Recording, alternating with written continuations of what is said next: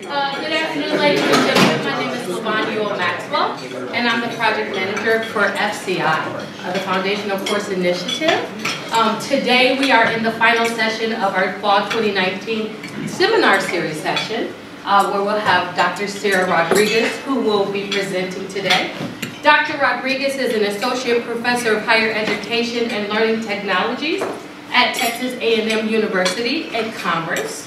Dr. Rodriguez earned her PhD from the University of Texas at Austin in higher education leadership with a concentration on Mexican American studies. Dr. Rodriguez's research addresses issues of equity, access, and retention for Latino and Latina students in the higher education pipeline. As a researcher, Dr. Rodriguez has looked at issues from human sciences perspective, focusing on the intersections of race, ethnicity, and gender for STEM students, and the role that community college plays in creating equitable outcomes. Currently, she's involved with several large-scale interdisciplinary research projects with AGEP, RED, STEM, and a number of others, focused on institutional environments and STEM identity development, which has been sponsored by the National Science Foundation and the Kapoor Center. During her academic career, Dr. Rodriguez has presented at conferences at the national, regional, and local levels and authored journals, book chapters, policy briefs, and other publications on Latino and Latino student access. At a national level, Dr. Rodriguez has been named a Gates Millennium Scholar for the Bill and Melinda Gates Foundation, an American Educational Research Association Emerging Scholar, and American Association of Hispanics in Higher Education Fellow. She's also a member of the NASPA Emerging Faculty Leaders Academy. I ask that you put your hands together. Help me welcome Dr. Sarah Rodriguez.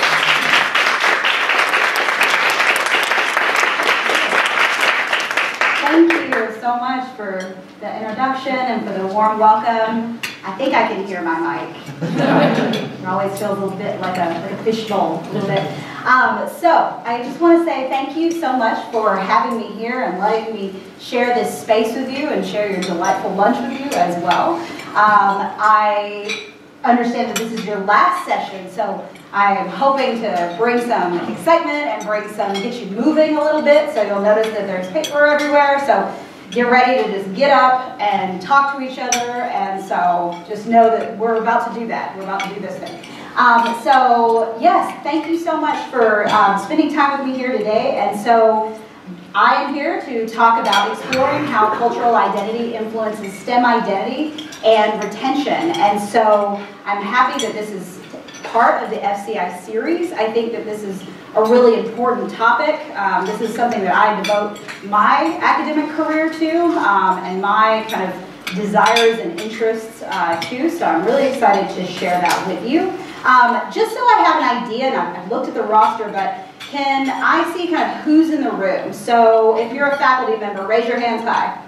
Super high. Excellent. Okay, there's my faculty, staff, administrator. Oh, lots. Okay, grad student? Yes, the one. Excellent, excellent. So treat her well. Okay, great. I'm glad that I know who is in the room. So to start us off, I want to give you an overview of what I'm going to do today. So the first thing I'm going to do is talk to you a little bit about myself and my current projects, and it really starts to give you an idea of where I'm coming from. Because as you heard, I am in higher education, and you may be saying, like, well, what does she know about STEM? She's not in STEM. But I do collaborate with my STEM colleagues in trying to enhance the way that we are administering our STEM programs. And so I will do this using a design thinking approach. So how many of you have used design thinking? Oh, good. So you're going to get up and you're going to participate in design thinking. So basically what this is kind of a rapid fire approach to solving problems. And I'm going to walk you through it piece by piece as we kind of go along. The majority of what I have is about STEM identity for culturally diverse students. So that is why you are here. So we're going to talk about the definition, the importance, and I couldn't necessarily talk about cultural identities without giving some credence to intersectionality. So you're also going to hear about that. So I mean, even though it says just cultural identities, we're really going to be talking about all intersectional identities as well. And then finally, we're going to wrap it up with some best practices to try to make our spaces more equitable, more inclusive. And I'm going to give some tips, and you can take them or leave them. I'm going to give some tips of what I think are good strategies for these different levels. And then I'm going to ask you to take this information and try to put it to your individual context. Because what works for me in my engineering department or my computing departments may not work for your particular department. So I'm going to ask you to do a little stretching and pulling. So, in terms of my work, so as I mentioned, as my intro mentioned, I do work that is focused on higher education, specifically looking at STEM. And I really look at it from a race and gender perspective. And so, and also looking at community colleges, although I'm not going to talk about those unless you want to, because I see that a couple of you are obviously excited about community colleges. In terms of the work that I do, it's really focused on equity in STEM. And so you can definitely check out all of my work. I'm on Twitter, probably too much, and also on my website. And all of my publications are on there, so if you want to know that stuff. But basically, that's kind of what I'm doing in my research life. So in terms of current projects, so these are the kind of things that are consuming my life right now. And who relate to this particular project. So I am part of an AGAP, a RED, an STEM, and a BRAID, and it's kind of alphabet soup for any of you familiar with NSF funding areas. But essentially what I'd like you to kind of know is that in these grants, I work as a social scientist on various grants, conducting research on interventions that are happening in the classroom at the individual level, at the network level, at the classroom level. So really trying to think about STEM change all the way from the student, all the way up to shifting cultures, systems, organizations. So that's sort of where I'm coming from. As I was reminded this morning, my work has shifted just a little bit to the engineering and computing side. So if I'm giving you examples that are more in engineering and computing, I just love them. But I'm going to try to vary what I say. And so if you want something specific about science, just be like, hey Sarah, let's talk science. So I just forget sometimes. So in terms of using design thinking for identity. So this was a change that I made, in part inspired because we do design thinking in some of our projects. And I think that it is a really good way to start taking off the ideas and some of the judgments that we have about how to make change, whether it's at the classroom level or beyond. And what it really gives us, design thinking does, it's a complex problem-solving thing. And so the tools that it gives us, it allows us to think like a beginner, to have a beginner mindset, to think about all the possibilities. And so no possibility is crazy. No possibility is too outlandish to think about and how it could benefit our students. So we're really trying to get innovative in this sort of idea and allow for ideation at kind of its largest perspective. So within design thinking, and this is how we'll structure the talk, within design thinking, it asks you to empathize and to define, so that's what we're going to do in the beginning. So empathizing is really about understanding human needs and what's involved, and what better thing to do when we start talking about STEM identity is to talk about what the actual needs of the students are. And then it asks you to ideate, so to rapidly think, and that's where these papers are going to come in. So rapidly think. I'm going to ask you to think about two things. When might STEM identity be important? And then what are some best practices? That's what your paper is going to be from, so start thinking. Then I'm going to ask you to prototype it. So we're going to get into a narrowing. So we're going to pick a couple of ideas and really start to develop them. And then your homework, of course, is to go out and test it in your own work. So the first thing that I want to talk about is the empathize and define piece.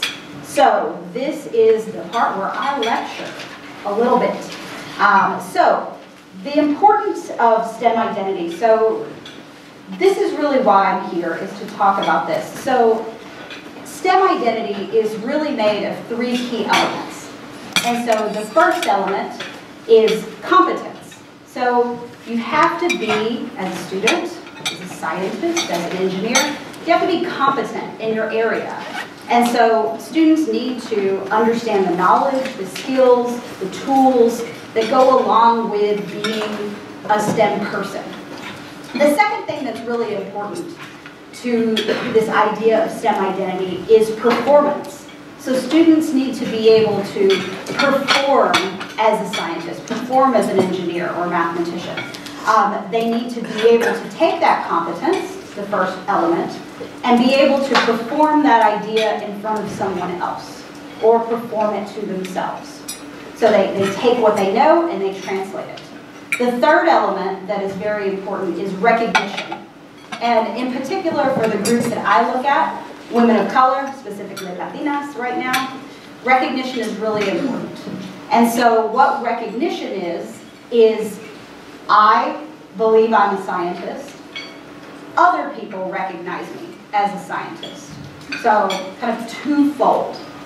And so together, those are the elements that make up STEM identity. So you have the knowledge and the skills, you're able to show people that you have the knowledge and skills, and people and yourself recognize you as having and being the kind of person that has those skills. So what this really does is these things, and this is why STEM identity is so key within our students, because it really pushes us towards understanding, how one understands and positions oneself. And so how also someone recognizes themselves within that field. So trying to see that whether or not they see themselves as the kind of person who can be successful in that field. Like, do I see myself as a scientist? And also, it's about how others within that culture recognize them. So does my faculty member think I'm an engineer or think I'm going to be a great engineer? Do my peers in my group, do they recognize me as a potential engineer? All of these things are very important in terms of thinking about who gets included or who gets marginalized in STEM contexts. And so it's really about associations and that sort of marginalization and alienation, and particularly for marginalized communities, the word marginalized, particularly for these communities, STEM identity can be even more important. So essentially what I mean by this is the fact that some students are often marginalized anyway by our community, and that can make it very difficult for them to feel as though they are a scientist. So for problems that are often really complex. So let me go to this slide to give a little bit more information about that. So whenever I say cultural identity, intersectionality, STEM identity, and I know that I'm giving a lot of words to you right now, but what I mean is cultural identity is the norms, the traditions, the behaviors. And it is one part of the identities that students have. So students are coming to us with all of these identities, which I think we can all agree on. Students are complex, people are complex, they're coming with all of these identities, which we can value. But I think where sometimes the complication comes in is we have to acknowledge what identities that our students have, which one of those are privileged in our STEM settings. So for instance, in terms of culture, what cultures are going to be privileged?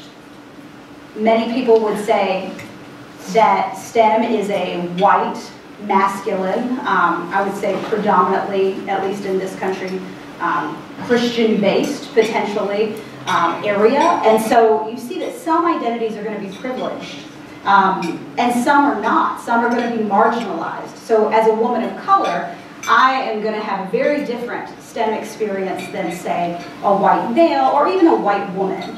And we have to be cognizant of that as we work with students. Another piece of this, in terms of intersectionality, is thinking about the structures that we create for students. So it's one thing to say, like, okay, students are complex. It's another thing to say, what are we going to do about that? And what is actually going on as a group? So intersectionality allows us to say that people are complex and they do have these intersecting identities, but on kind of a macro scale. Some people are being oppressed and some people are oppressing them. And that second half, we can't forget about that second half and try to rectify that situation. And so that kind of turns to this bigger idea of a holistic approach to building STEM identity. So this helps us in a variety of ways. So really thinking about the fact that we are trying not to oversimplify this process. I think that identity is potentially one of the most difficult things to get at. I think we're fairly confident sometimes when it comes to good teaching strategies, and I think we're fairly confident about knowing about social identities, but I think it gets a little more complicated when you try to combine those issues. So using a holistic approach allows us the ability to kind of wade through this complex issue in a meaningful way. And it helps us to remember that identities, social identities of various sorts, don't really exist in a vacuum, and that students are coming into our courses and sometimes more identities maybe more salient than others. This also gets to the kind of systematic issues of privilege and oppression and really pushes us towards this term inclusive excellence. How many of you have heard this phrase pushed out there? Okay, so some. So inclusive excellence is really about trying to shift the responsibility for diversity, not just within certain contexts, like pushing all the diversity work to one person for one reason and not really thinking of it as excellence, to really pushing towards the fact that this should be throughout our campuses, throughout our classes, that being inclusive is just good STEM.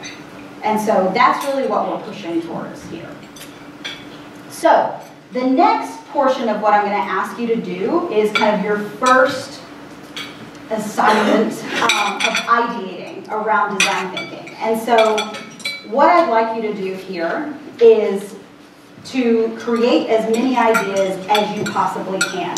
So what's going to happen is I'm going to give you this prompt, and then you're going to utilize your small groups. So first off, I'd like you to get in your headspace and think about a student. It can be your favorite student, it can be your worst student, which happens to also be usually my favorite student. Try to think about a student and think about the identities that they're coming with them. And whoever they are, they're going to have various identities. So kind of keep that in mind.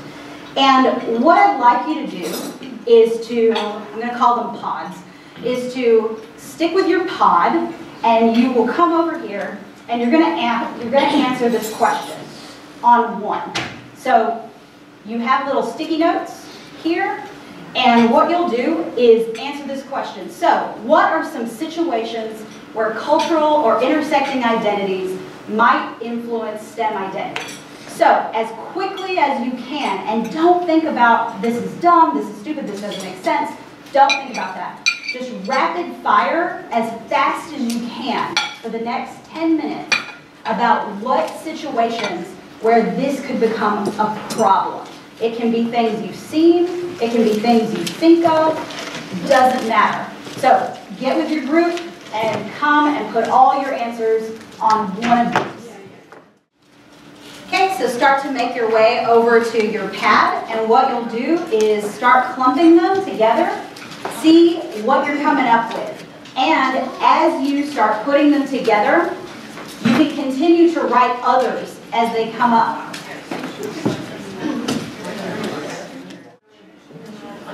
Okay, so the next step that you will do, we're going to do another round of ideation about this. So you've taken a step back, you've talked about kind of the groupings of where you're seeing things happen, and what I'd like you to do is to push it a little further. So get your sticky pads out and push towards more opportunities where this might happen. So you can get inspired, you can add stuff, you can add ideas or add situations to the ones that are already up there. So for instance, I'll give you an example. So with this group, you can see family, relationships, and obligations. You could say something to augment this, like maybe for Latinas, they see the good daughter persona as being an issue. So they feel the push and pull between being a mother and perhaps being a scientist. You could add it a little bit, so add some nuance.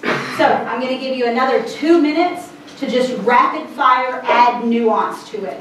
Add a new problem, add a new issue, or a new situation, wherever you can find it. Okay, 2 minutes. So, what I'd like you to do is to tell us what you've got. So, a couple of things. So, tell us what your main groupings were. You can give some examples. And then tell us what made this easy and what made it difficult. So, any team captain can start. What do you mean what made it easier or difficult? For us to do this, or? Yes, the process. Okay, go ahead. I'll go ahead and start. Okay. So our main groupings came to family expectations, family obligations. There were role models in the family. There were not role models in the family. Also, family obligations, not just your parents and siblings, but you have children, and just the workload and having to manage time with children. Financial aid, financial responsibilities, how much it costs to go on to a higher degree.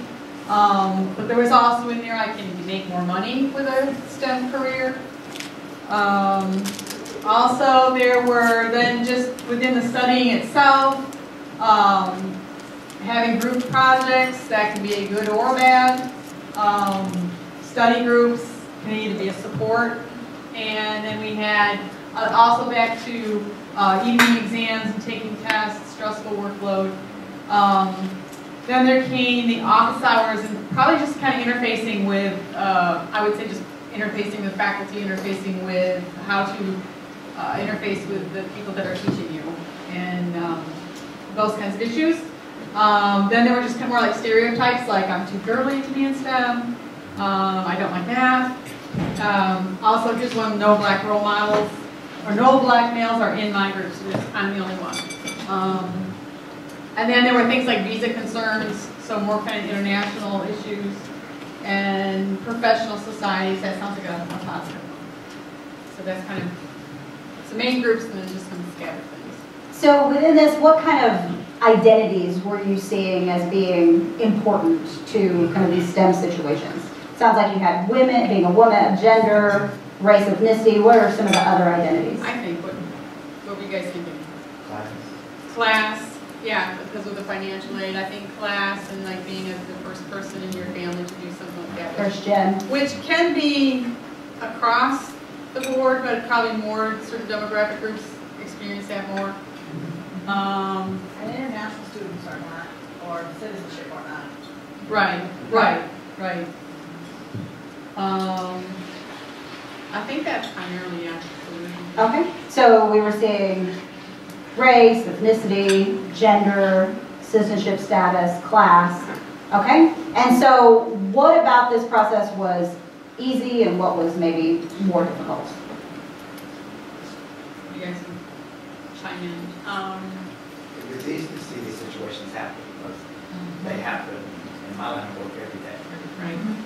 So the pervasiveness of it, it's what you're seeing it. I see it every day. I think some of it was challenging. I guess I started more with the negative stuff, just trying to understand what would be more negative. Some of it was a little more of a stretch for me, understanding, kind of getting out of myself as to what, because I didn't have a problem with STEM. So now I'm like, okay, how do I get out of that and see what would be the challenges? Kind of like trying to put yourself in that other Yeah, situation. yeah. Did y'all get into any positive asset-based?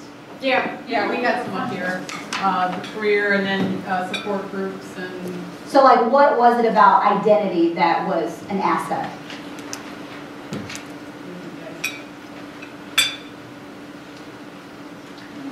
Well, I was certainly thinking about people who are not first gen.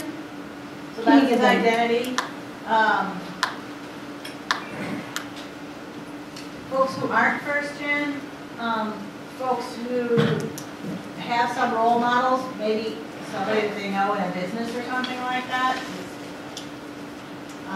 And that could be that could be class-based.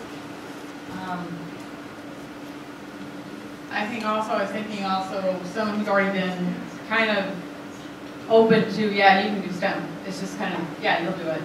You know, either whether it's, you know, your parents have done it or you've done well in school and you've had someone encouraging you right along, like just saying, yeah, this is where you should go. So it's almost like something as students I've interviewed have said, like you're born into it. Yeah. It's a mindset that you Yeah. kind of already have. It can unlock opportunities. You know, if you have a multi-generational kind of STEM background, you get access perhaps to certain opportunities that maybe you didn't have. Right. If, you know, like my mom was a house cleaner, you know, that sort of thing. You don't necessarily get those easier opportunities. But then you can also, like, if you do well in school, if you're in a school that has somebody who goes, okay, hey, you do well in this, why don't you go into that, you know? And in our class, we have a lot of students who are not going into engineering, they're in business, they're in all these. So we have a demographic that's like, well, should I take computer science? You know, but then they find out they do well in it, or it's something that will help them. Yeah, and it just takes that movement. So perhaps with their identity, they may not see other people doing it, but that kind of outside validation can be the support. Okay? Excellent, thank you. Let's hear from group 2. So what were the sort of groupings that you all saw? Like what identities became important? Should I talk about identities or? Let's talk about grouping and then the identities that came out. Okay. We had some repeats from yours. A lot about time that you're able to spend outside the classroom, especially around caretaking and dual caretaking with parents and children. To justify the amount of time you spend doing research or studying against your other obligations. We also talked like you about the composition of lab partners, study groups, whether they can provide a supportive network or a source of conflict for students. We talked a lot about participatory classes where you have to speak out loud, based around everything from how your voice sounds to your norms of how to participate, how long and how often, and for how long you speak and when.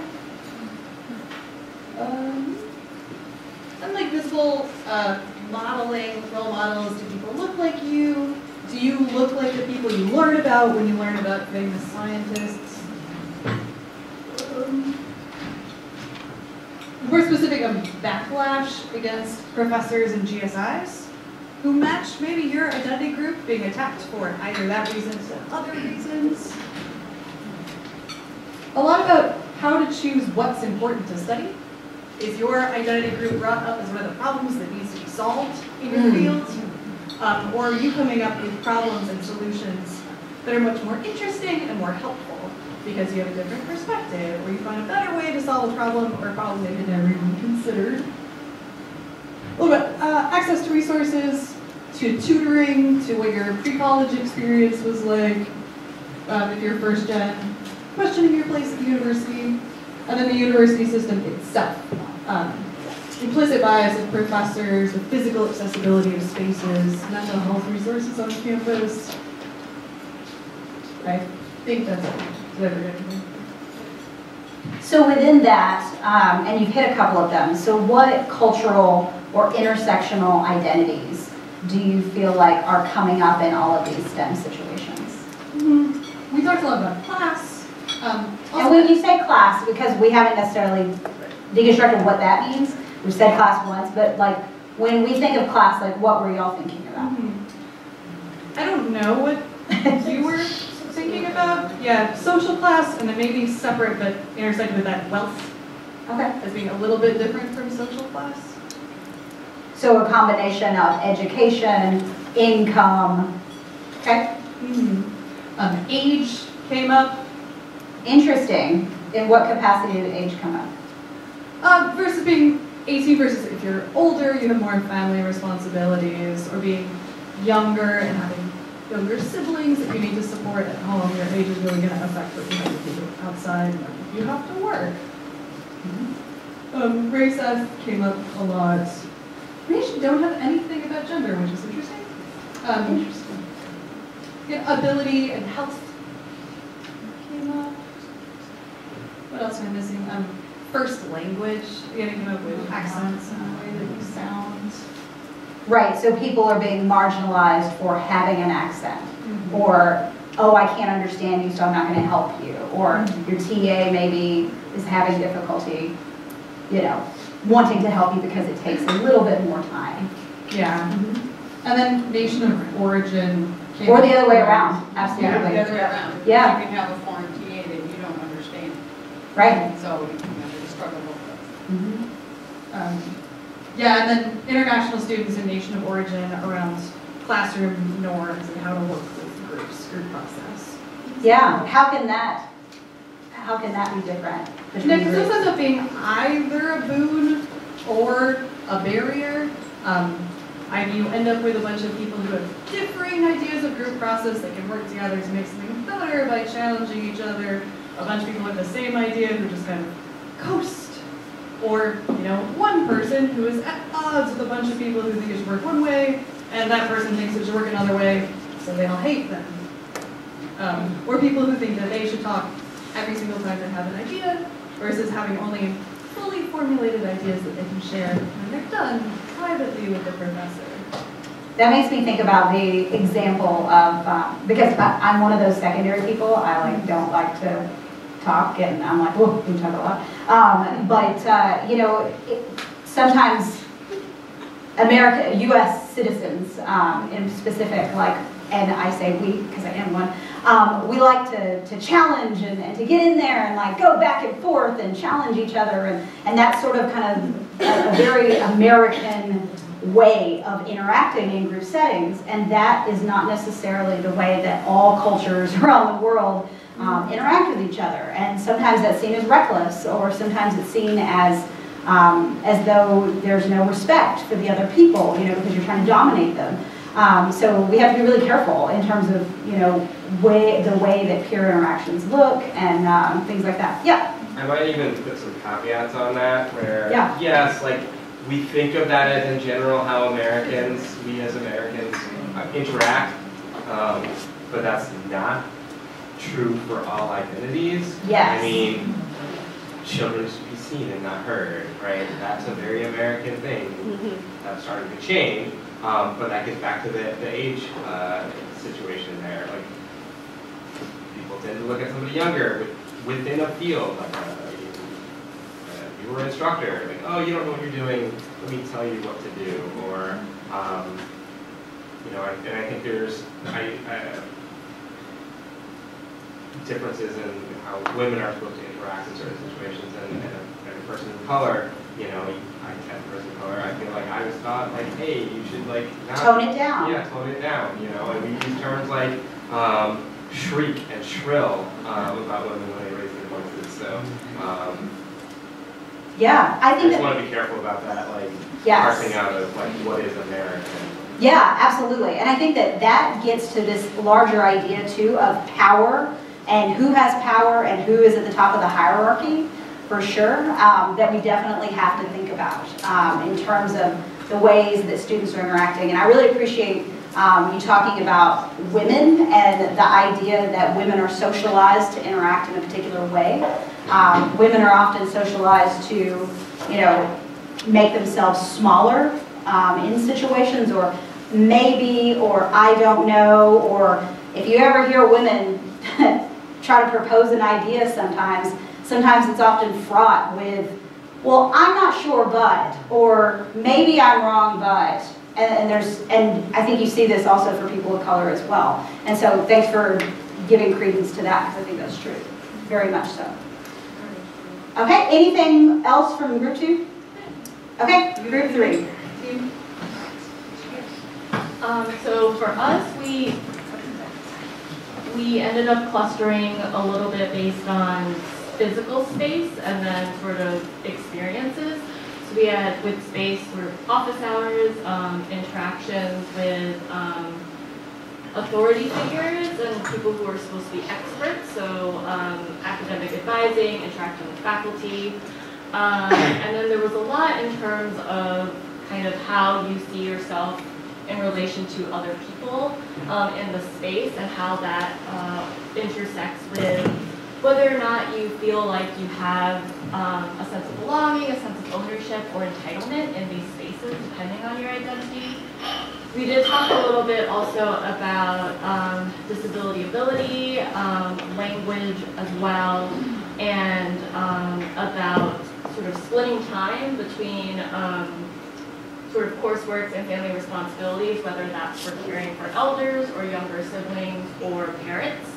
And then I think something else that we came up with, but didn't get to spend too much time delving into that we would have liked to, is this idea of how, depending on your identity, you'll be interpreting the kind of material or case studies, examples that are presented in your course differently. And then relatedly from an instructional side, thinking about what are the kinds of instructional practices you can bring in, how are instructional practices perceived by students from different backgrounds. Okay. And what sort of identities were you all attaching to some of these situations? So we talked about race, gender, a little bit about sort of socioeconomic class in terms of wealth and resources that are available in the family. And we also talked a little bit about immigration status and residency status. Can you give an example of immigration status? Sure. So there was an example of student being encouraged to finish college more quickly so that they would have a quote-unquote stronger application for applying for a green card for the family. Which contrasts to some of the advice that we might give to US-born students of take time, explore, find yourself, get ready for a career. Very different.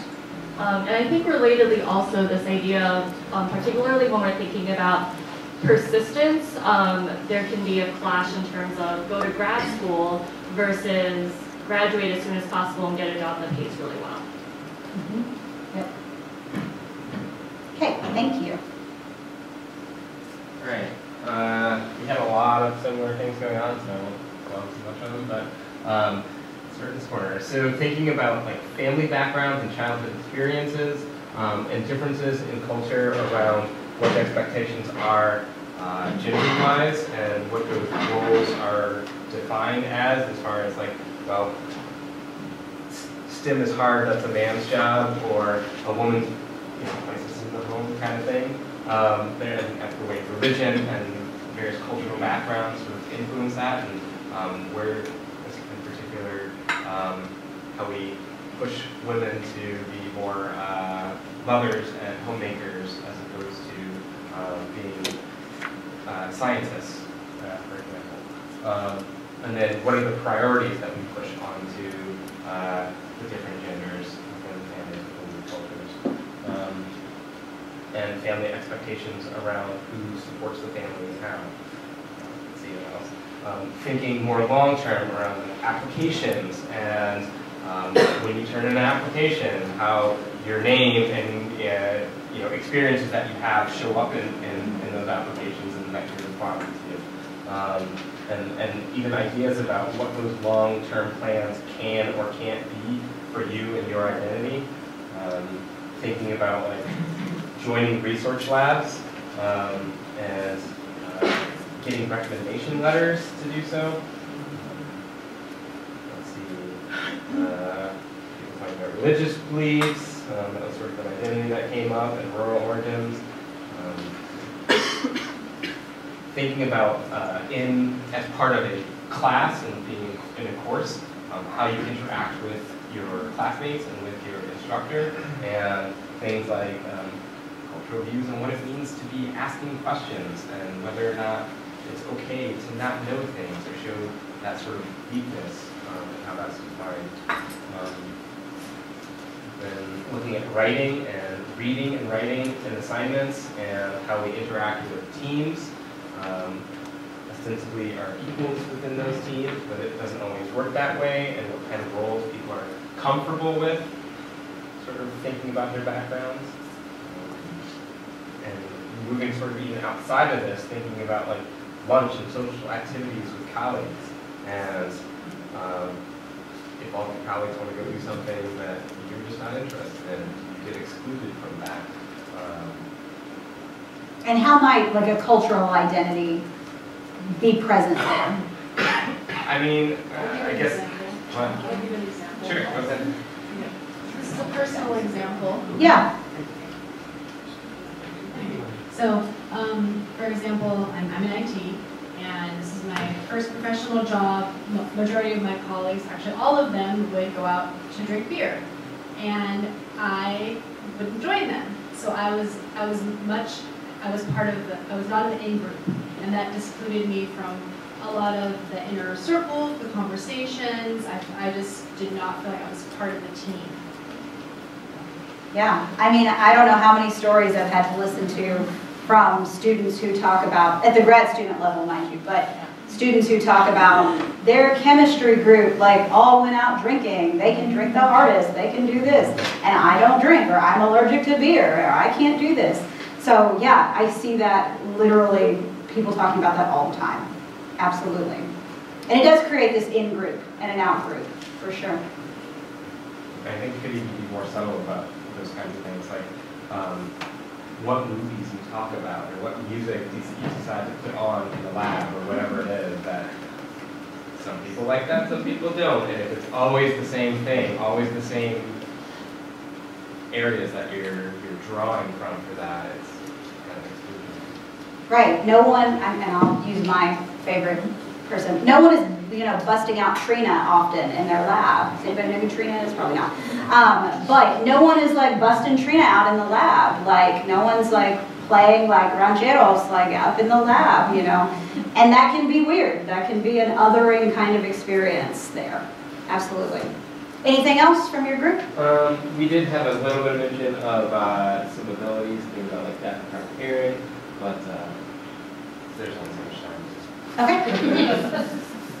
Okay, I'm going to go over about my group just in case. I was appointed as spokesperson, but we were a bunch of different ideas. So I think the main things that we talked about were classroom experiences, issues around family of origin, so expectations coming down from your family, and then sort of, I don't know, I'm not in social work, but created family, so obligations to the family that you might be a part of and at the head of. I think I wrote economics, but I think someone else had a better word, resources, access to resources. And then a very separate and kind of unique thing for us at the biological station is the circumstances around doing field work out in nature, outdoors. And I think all of the identities that have come up were discussed. I think in particular, religious identity can come to play in field work, particularly for students who are dressing modestly for religious reasons. Going to the bathroom out in the field, going into streams, if you have on a long skirt or something and you're getting wet and clothes are clinging to you. But then I think everything, classroom experiences, noting that sometimes textbooks will obviously only have pictures of old white men, whether you can see yourself or not in the materials that are being used. Anyone have anything from our group that stood out?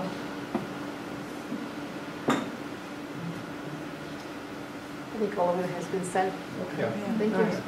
Okay, excellent. Thank you.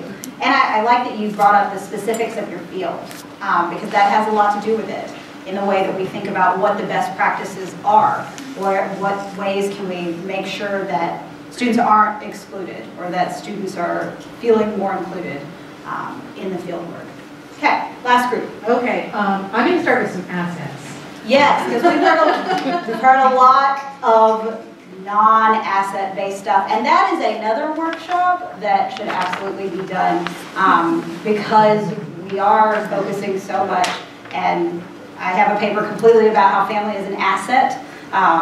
Family is an asset, particularly for Latino students, and if you don't consider it an asset, you're not speaking to Latino students, so thank you for saying that. So one we have here as an asset is being able to live together in an LLC.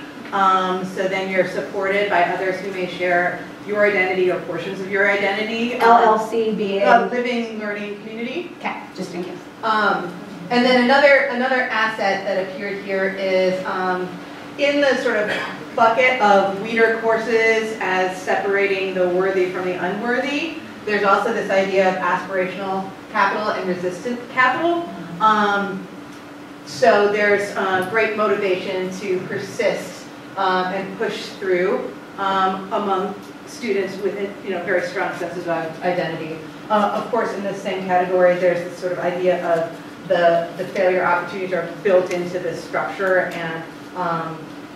and students kind of may feel that their success is a reflection on their entire cultural group. That's one thing. We had a lot of things that appeared about ability and how that might promote limitations on your learning or affect how you interact with classmates.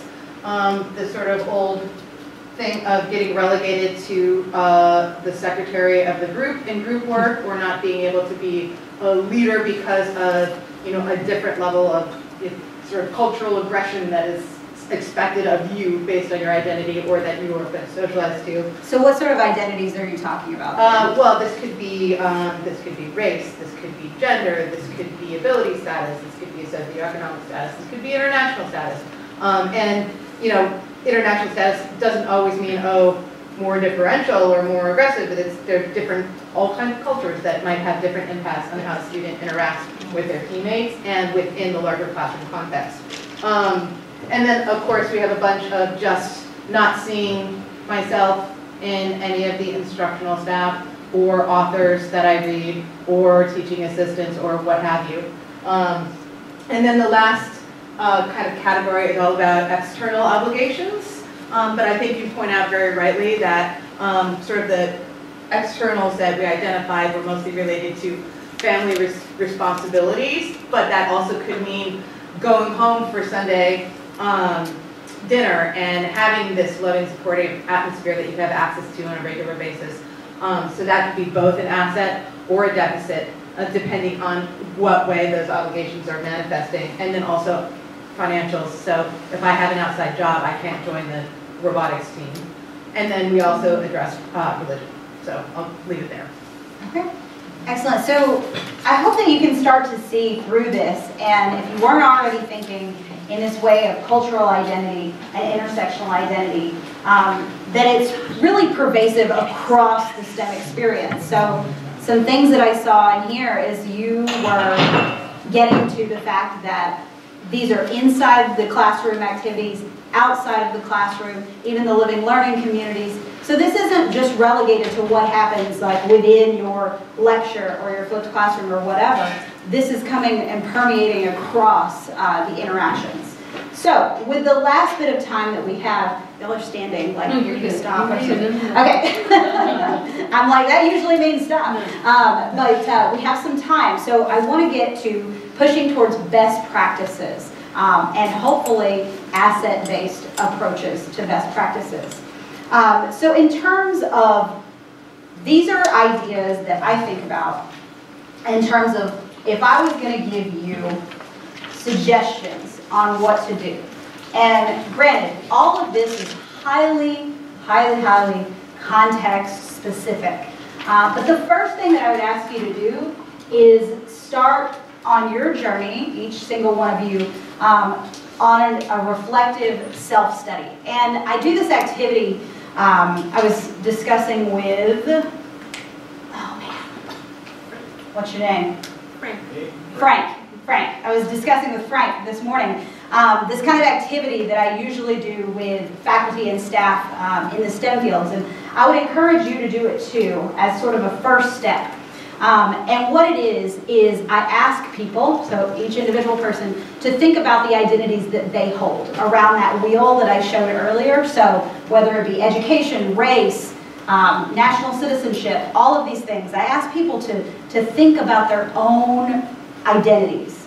And then I also ask them to think about how they have been privileged or marginalized because of those identities. So making it very personal. And that's really something that I think that everyone who is working with students, period, but especially with our STEM students, that is something that you should do. You should do it while you're on the bus or the metro or wherever you are. You should be thinking about how your own identities show up when you're working with these students. It's just part of being a good person. Yeah? Can you speak a little bit about how that relates or how that can help support naming the unnamed? Yes. And that's why I asked a couple of times, like, what identities do you mean? Like, what are you facing? So this idea of the unnamed.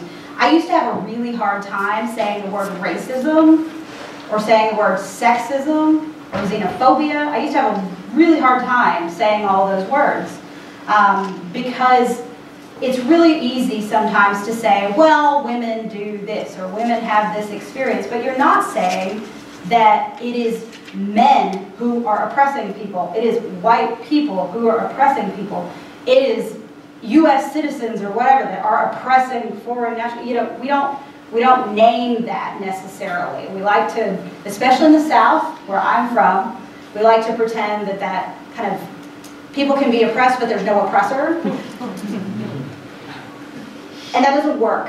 And so I think in terms of your question, the way that speaks to it is really pushing you to understand how you have been privileged and probably in some ways have oppressed people. We've all done it. We've all, like, I think that's part of it too, is like acknowledging the fact that at times you are oppressive. Whoever you are, it doesn't matter. I'm oppressive, you're oppressive. In some space, we have been oppressive. And if we don't have if we have the audacity to think that we've never been oppressive, like, you're wrong. So, so really, like, taking that apart, I think, can help you name it and help you acknowledge the fact that you've got work to do no matter who you are. Yeah? I just want to point out something that we don't talk about, so to bring this home to U of M. U of M is a historic... And do we have a mic? I'm so sorry. Just for, I have trouble hearing. We talk about historically black or Hispanic serving or, you know, the ethnic universities and colleges, but we never say U of M or so many of the other major colleges and universities were racist institutions. They were white institutions. We refuse to label that, whereas the institutions that allowed anybody to come and they were open, we labeled them as other. So yeah, and acknowledging, and I like the naming. People have started saying historically white institution, and I like that because it kind of says what it is, and that's what it was. And I think, like, the institution that I'm at, and I love it dearly. I graduated from there once, and I now teach there. We are 22% Latino, but we refuse to talk about becoming a Hispanic serving institution.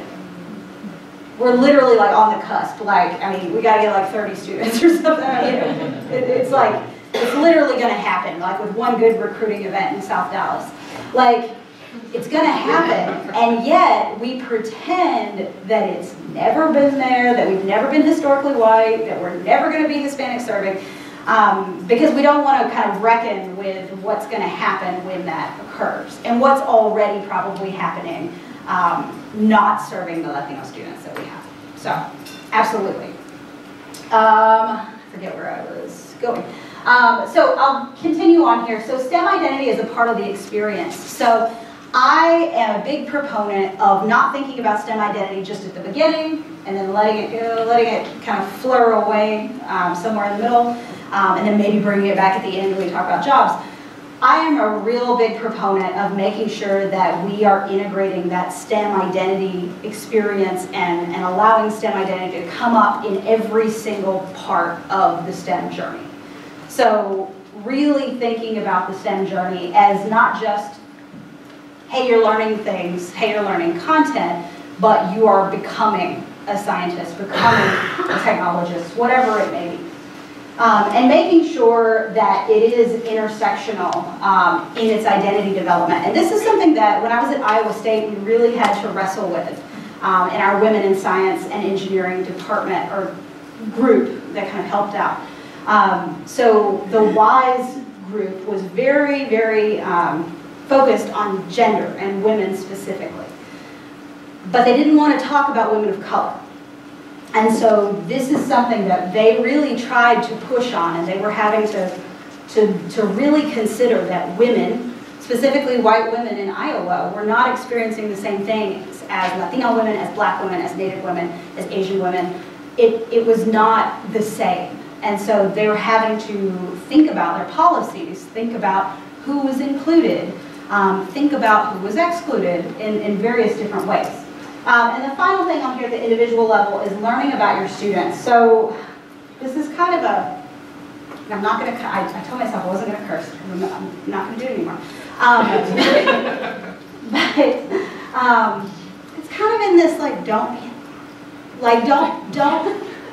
there is a certain amount of investment in another person and their development that you have got to put forward. And granted, I know I'm preaching to the choir, like y'all are probably the people that we don't have to worry about this with, but that care and investment and an ethic of care is something that students talk about. They talk about, you know, in terms of their identity, like, oh, someone was very invested in me, or someone really took the time to care about me as a human being, and I don't want to lose that sort of humanity in this whole quest for better STEM identity. At the classroom level, I think that scaffolding and providing opportunities for recognition are really important. So really thinking about how you can recognize students, and I don't mean just giving every one of us a medal, that's not what I mean.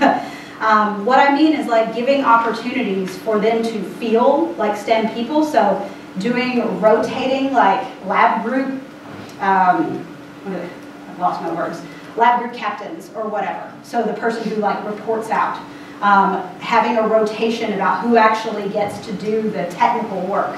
Because we know from research shows that women often do get relegated to the secretary role. So having movement about those roles. Whatever it may be, having some sort of opportunity where a student can see themselves in that sort of role. And validating students or interjecting when needed.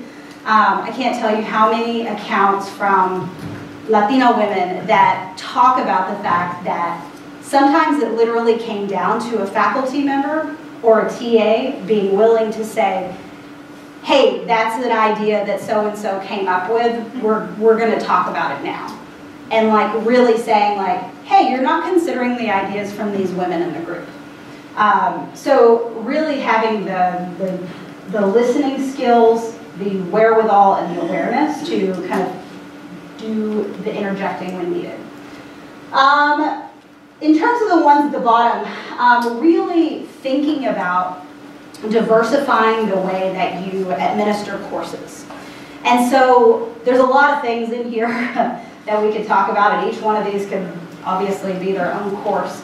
But thinking about the ways that we ask students to give information and receive information, and making sure that we're varying that, particularly to address some of these kind of cultural nuances. So providing students the opportunity not only to write about things, but to demonstrate things, to collaborate on things, to work independently sometimes, because students are going to have different likes, dislikes, cultural leanings, and so the more opportunities that you can give them to differently be able to express that is only going to help them more feel included in their courses.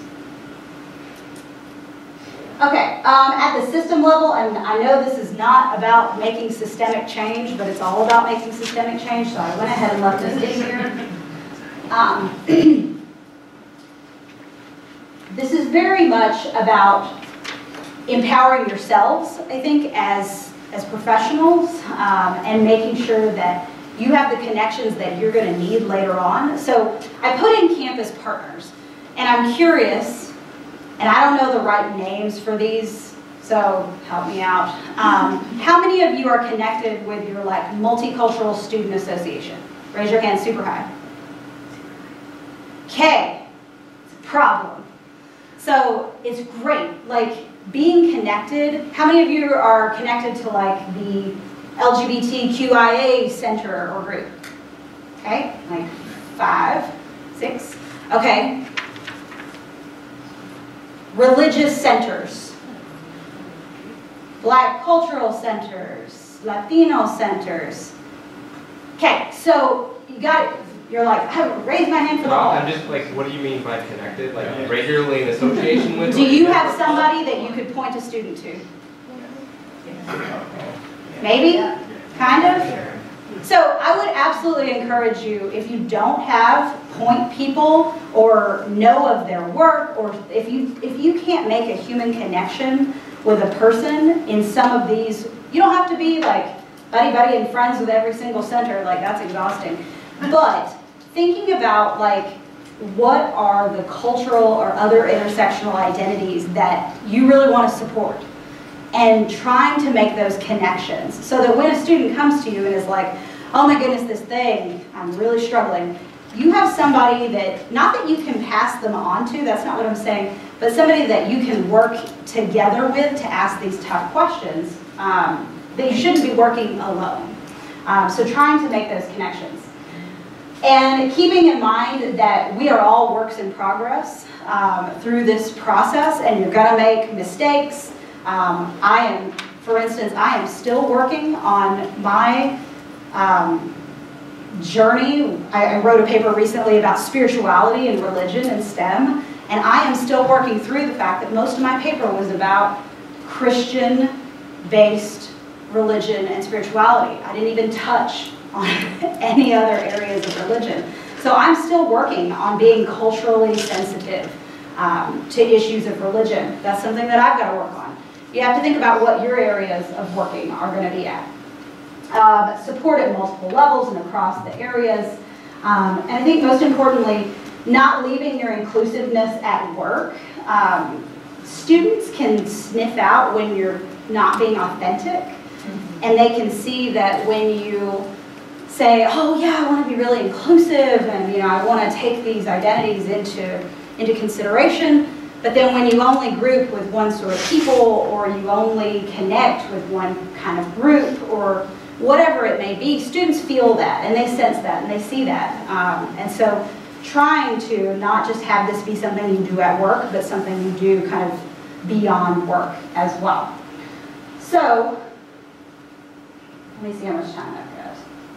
29. Okay, so the second part of what I would like you to do, and then we'll get,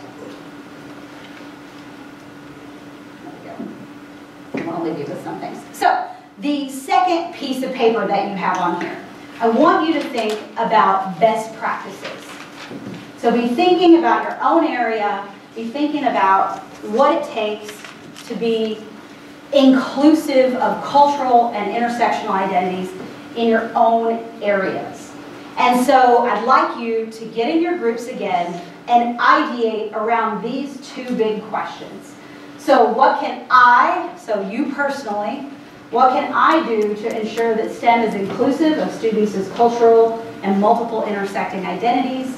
And then what can my institution, so what can the institution do to make sure that we are being inclusive as well? So, answer these two questions, go into your groups. And then we'll wrap up with some resources. Okay, go. Excellent. Okay, so let's come back. I'm curious to know what you have. Let's go through the individual level first. So how about this time you give us 3 concrete ways that your group said that they could individually ensure that STEM is inclusive of students' cultural and multiple intersecting identities. So let's start, oh, sorry. Can we start backwards? Well, how are you? Let's start backwards. I want to start with the back.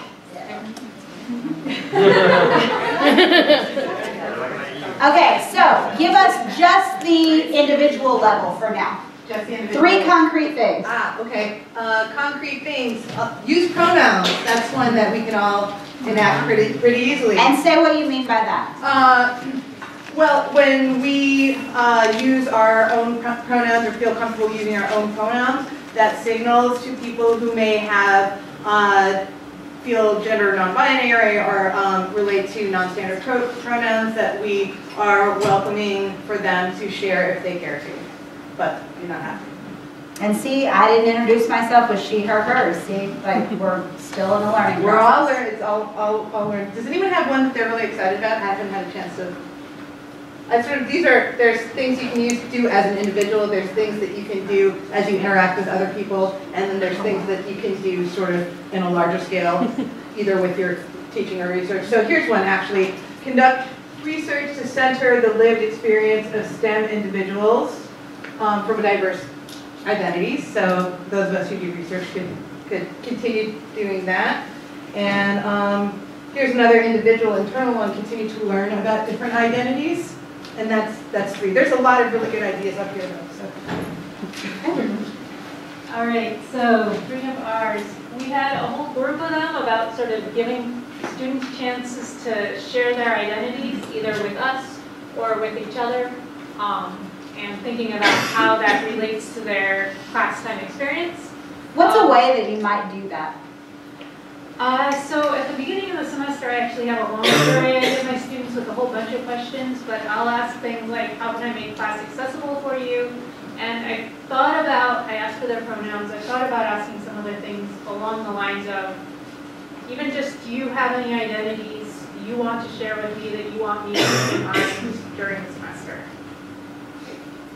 So we also have icebreakers specifically for giving students chances in class to talk to one another. The long-hated sometimes icebreaker. So, Yeah. do you have an example of an icebreaker that you've used, or? That one wasn't my idea. I haven't had one that I've used specifically for thinking about it. Oh no, actually Elaine has a nice one that we could do. So we're mathematicians, and that comes with a lot of you come in with a lot of messages about what it means to do math and what it means to be good at math and are you good at math.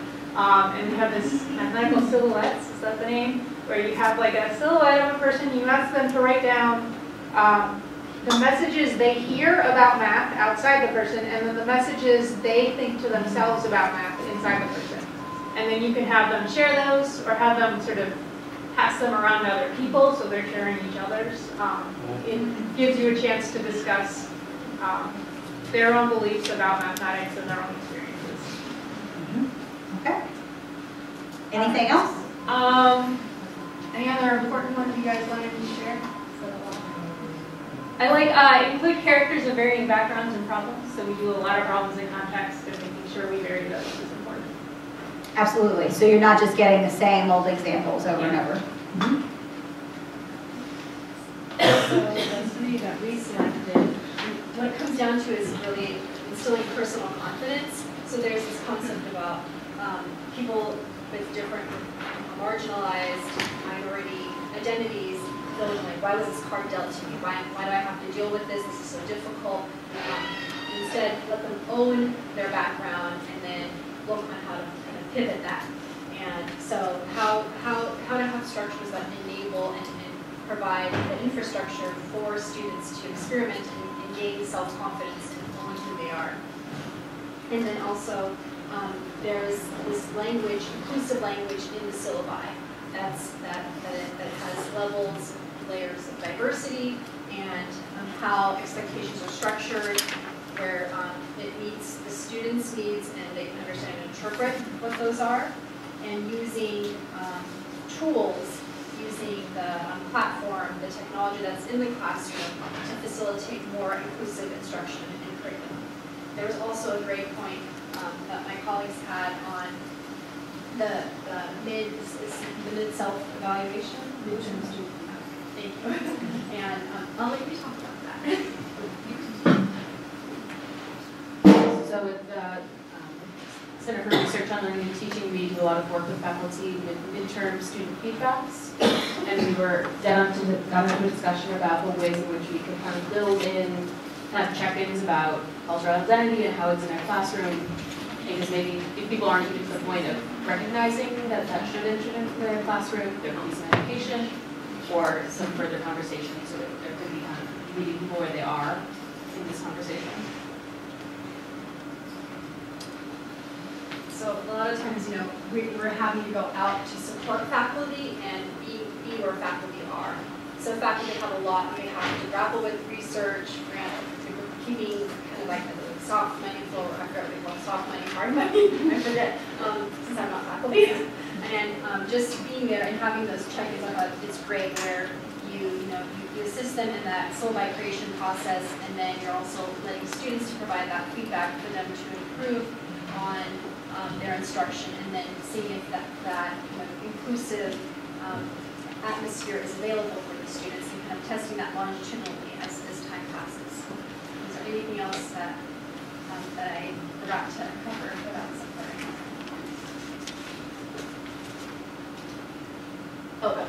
Okay. So our 3 things were first teaching students about the norms of the discipline instead of assuming that students know how they're supposed to act as a scientist. Second was using culturally diverse examples in ways that are not tokenizing or exoticizing those groups that are historically marginalized. And then the third is familiarizing yourself with the scholarships on like critical theories, and also throw in science and technology studies as a way to begin having frameworks to think about the experiences that are not typically thought about and explicitly made present in our discipline.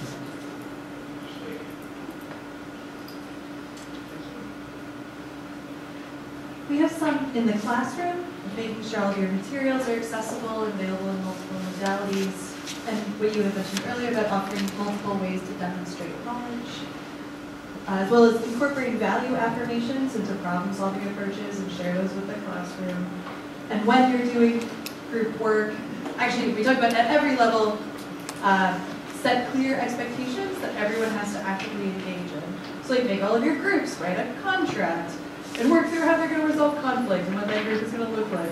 And then as a professor, do that with your entire classroom. And then as a chair, do that with all of your professors. To make sure that at every level, people have to actively interrogate what the community looks like and how they work together. As someone over there mentioned, build in aspects of programming, like pronouns, territorial acknowledgments, where the gender-inclusive bathrooms are, using a microphone. Can you say what you mean by territorial acknowledgments? I define the indigenous land that the University of Michigan is built on. And then on an institutional level, we talked a little bit about physical buildings, because we have a lot of very old buildings that are not at all physically accessible. Like there are classrooms you can't get to in a wheelchair, things like that. As well as some demonstrations of things like old, like the Hall of Deans, where you're surrounded by portraits of old white dudes. Things like altering buildings to be more accessible and acknowledging those spaces because we don't want to take them down, but doing something like having language around like, here's why this is here and why we no longer support this line of thinking. Like, here's this portrait that we have, or this like landscape that we no longer think is appropriate. So here's how to like discuss that with your families as you visit this building. And then before we had, I guess unrelated to this, consider more partial appointments for staff and for faculty and lecturers. So there's more opportunity for people with different family responsibilities to engage with the university. I'll start with the personal ones. A couple in here about accommodating. This is one that I can do because I'm an admin, so I can't do too much as far as course content goes. But I don't deal directly with students. I kind of deal with them indirectly when it comes to exams and accommodations. And so it's a matter of dealing with like religious holidays and observations and making sure that they can get excused absences if they need to. It's a family-related observation, or even disabilities. I handle all the SSD accommodations, and so just being aware of just handling, I try to handle each one of them as though they were my own kids, so that, you know, you need to be firm and yet compassionate. So, and then there's one in here, educate myself, more on cultural and intersecting identities. Share what the seismic learns about promoting inclusive classrooms. That's one of our individuals. And then our course has also reached out to the CSP department to create a sections for them. And then we've actually included a CSP student on our team. And she, within her first meeting, and this is what I'm finding in one of my comments here institutionally, is dialogue. It's easy to talk about that group, what they need, and what they don't get, and start clumping people. And it's a weird balance because you do and you don't. You know, you have to, but you need to see people as individuals. So we were talking about all the ways we were going to help these CSP people. Then she kind of spoke up and goes, "Well, really, this is what we need." So it's with all good intent, but I think. Can you say what CSP means? Oh, I don't. Comprehensive Studies Program. Yeah, okay. I just learned her. So yeah, it's underrepresented versus. Well, is Dwight still there? Yeah. Yeah, so it's basically students that may come from under-resourced areas that can use sort of a little extra help in their transition into college. So it's not just one monolithic identity. A lot of underrepresented minorities, a lot of first-generation students, both urban and rural students. And so these are students who go through a program to help bridge them into their time at the University of Michigan, and then several of the large courses have additional sections in which these students get additional touch time with the instructor and additional support. Although, Elaine, do you want to? Okay. All right. Thanks, Heather. One more thing about that? Yeah. Any undergraduate can affiliate with CSP at any time. Yeah. Excellent. So, and then I think I can sum up the institutional ones about that do reiterate dialogue. So it's a balance of having support groups so that these individuals don't feel alone. They have someone supporting them within their multiple identities, whether it's a woman or a black woman or an Asian woman or just a woman. And then, but also I think dialogue between the groups so that I know what your needs are within your culture. Or I know that I have a office mate from Romania, and I'm just learning more and more about our dialogue is back and forth is, well, this is how I interpret that. Oh, well, this is how I interpret it. So when you can understand that what you're doing is offending somebody, which you never meant to do, I think that's important, and we'll start bringing them the whole, that's that person over there, you know. And I know that people are having to leave, so thank you so much. I know people are having to leave, so, and in the interest of time, and I know that some of you didn't get to share your institutional ones that you would want, so I am going to ask if, let's see, let's have, I turned it off. Can two of you give us some institutional best practices? So we heard from one group. Heather. I've heard from you too much, so you can't. Okay.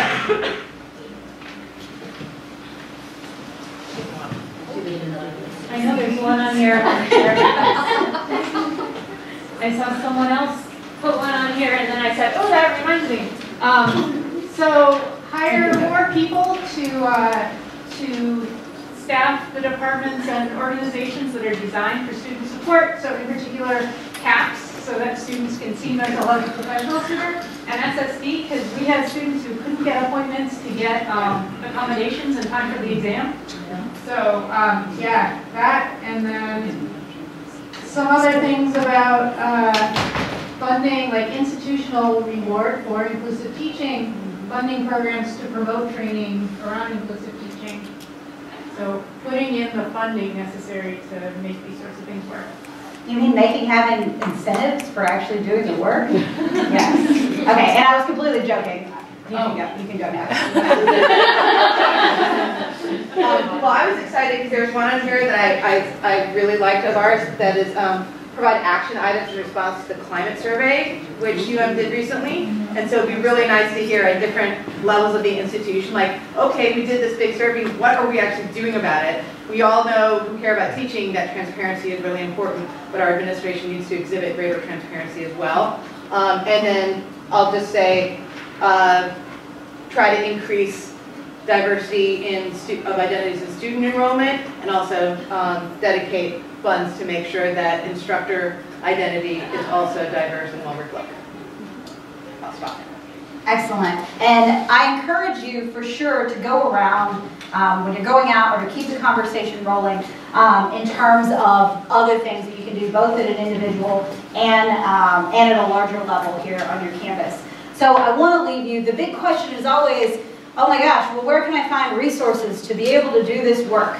And I would like to promote officially these 3 websites. There are so many, and especially when you start getting into your individual, like disciplinary or content areas.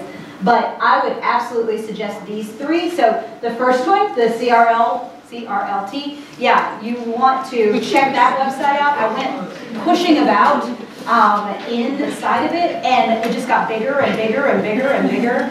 And so I was like, wow, there is so much here and so much linked. So I would definitely check those out. I know you already know about it, but I just want to give another push. Also, I wanted to remind you, and I swear this wasn't a plant, that there is, it looks like the Gilbert Whitaker Fund for the Improvement of Teaching is due in January. So if you have something that, you know, can somehow push on these issues, that's an awesome time in terms of funding to be able to look for that. The second one here that I have is Science Education Resource Center. This is a cool website if you're looking for science-specific things. It does have portals for like K-12 and that sort of thing. Just blow past those and get to the higher ed ones. There's a whole division of linked things, or not. You can do the K-12 ones. I'm a huge fan. I think K-12, I was a K-12 person. I think we have a lot to learn in higher ed from K-12. And it doesn't matter how old your students are. Like, some things are just good. So they have lots of resources in terms of activities and, you know, supporting broadening participation and connecting it specifically with science. Also a plug for CERTL, so the Center for the Integration of Research, Teaching, and Learning. They have some great webinars. They have good resources for grad students who are looking to be inclusive teachers. They also have a lot to do with different ways that you can be inclusive specifically for underrepresented students. So anyway, so those are 3 that I would absolutely take a look at. And of course now the test is to go and actually do these things. I would encourage you, if you want to take a picture, I'm going to take all these down because I am interested in exactly what you said. And I can send that back to y'all. Y'all might like to have that. And if you want to get in contact with me or ask any further questions, I'm more than happy to be of whatever help and service that I can.